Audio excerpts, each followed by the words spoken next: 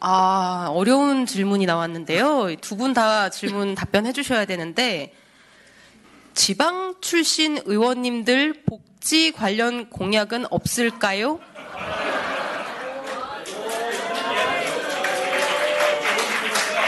자, 다시 한번 읽어드리겠습니다. 이번 질문은 서용교 후보님께서 먼저 답변하실 건데요. 지방 출신 의원님들 복지 관련 공약은 없을까요? 네, 답변 부탁드립니다. 서영교부터 답변입니까? 맞습니다. 네. 이런 질문이 너무 소중한 것 같습니다. 너무 소중한 것 같고, 저는 서울에 있어서 이런 걸 잘 몰랐지만 이번에 내란 과정을 겪으면서 저희들 집에 못 가지 않았습니까? 못 갈 때 저희 국회의원 회관 안에 작은 소파가 펼치면 침대가 되는 그런 것을 놓고 있었습니다. 그리고 윤석열 언제 치고 들어올지 모른다. 그래서 우리는 국회 안에 지키고 있어야 된다라고 했고, 저희들이 그나마 버틸 수 있었던 것은 이곳에 건강관리실이 있기 때문입니다. 그런데 건강관리실에 가더라도 수면실이 몇 개 없습니다. 지금 이모선 의원님 참 귀한 말씀 해주셨는데요. 저는 참 필요하다고 생각합니다. 관사 한번 추진해 볼까요, 우리? 이 세상에 못할 게 어디 있겠습니까? 그런데 이렇게 지방 의원들을 위한 중요한 관사도 좋을 것 같습니다. 그리고 또 지방에 서울에서 국회를 하고 지방으로 내려가시게 되면 내려가는 길도 참 멀고 힘이 듭니다. 그럴 때마다 여러 가지 비용도 많이 들고 그러는데 그 비용도 좀 보완해 줄 수 있으면 좋겠다 이렇게 생각하는데 어찌 마음에 드시나요? 그리고 저는 이제 이재명 정부가 꼭 해야 될 일이 그거라고 생각합니다. 저에게 대구 경북 골목골목 선대위원장을 맡겼습니다.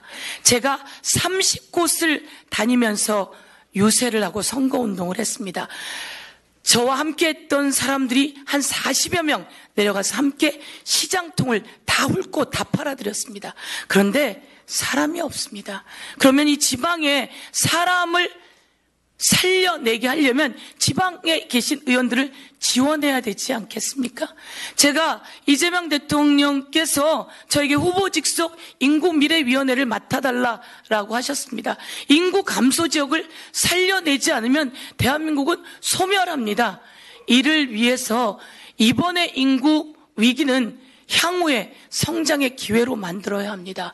그래서 지방에 학교가 내려가면 모든 법인세를 없애주고, 지방에 병원이 내려가면 모든 법인세를 없애주고, 지방에 또한 기업이 내려가면 모든 세금을 면제해주지 않으면 이 위기는 극복해낼 수가 없다 이렇게 생각하면서 지방 의원님들이 먼저 예산 결산을 요구하신다면 그쪽에 배치하는 게 이런 모든 것을 해결하는데 우선이 아닐까 이렇게 생각하고, 저는 표가 좀 흔들려도 좋으니 지방 의원님들께 요구하시는 곳에 주로 먼저 배치하면 좋겠다 이렇게 생각하는데 여러분 어떠신지요? 그리고 서울에서는 수도권에서는 좀 양보해도 되지 않을까 이렇게 생각하는데 한번 해보겠습니다. 예? 좋습니까? 한번 해보겠습니다. 특히 제주도는 확실하게 지원해야 되는 거 아니겠습니까, 여러분? 감사합니다. 네, 감사합니다. 굴복되지 않는 답변을 하기가 쉽지 않을 것 같은데요. 다음으로 기호 1번 김병기 후보께서도 같은 질문에 답변해 주시기 바랍니다. 최대한 중복을 한번 피해보겠습니다. 일단 저희 집을 제공하겠습니다.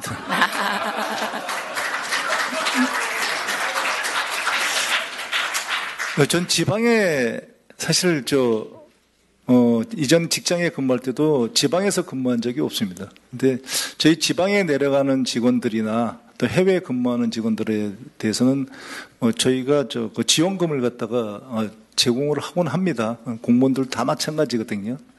그리고 아마 제가 오스트리아일리아라고 기억을 하는데요.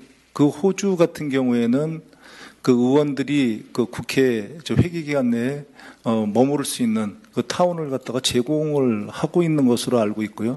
많은 나라에서 의원들이 회기 중간에 이렇게 의식주가 불편하지 않도록 최대한 그런 것을 지원하고 배려하는 것으로 알고 있습니다.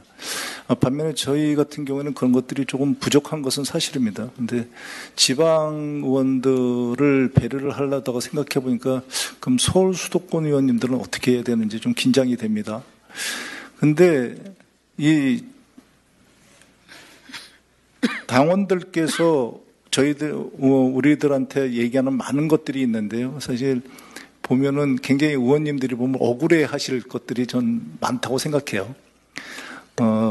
제 경험을 좀 말씀드리면 저도 공무원으로 근무할 때는 정말 국회가 별로 하는 일이 없는 줄 알았습니다. 그래서 국회에 예산부터 삭감해야 된다 이런 거에 대해서 아주 적극적으로 찬성하는 입장이었는데요. 여기 와서 보니까 그게 아니고 국회 예산을 갖다가 엄청나게 늘려드려야 되더라. 그거는 전 구체적으로 얘기할 수 있습니다.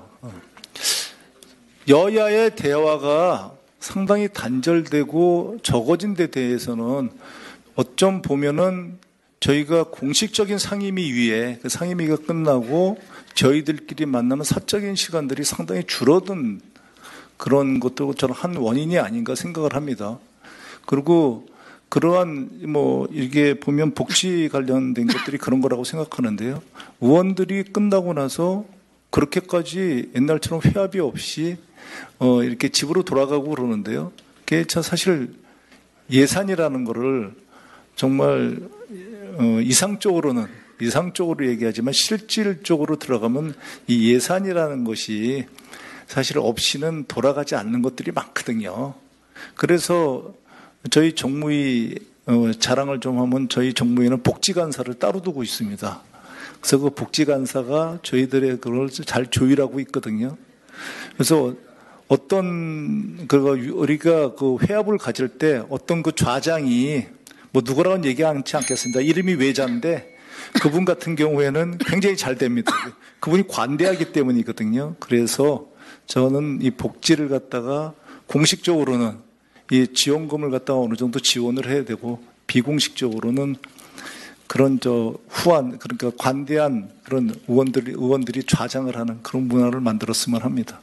이상입니다.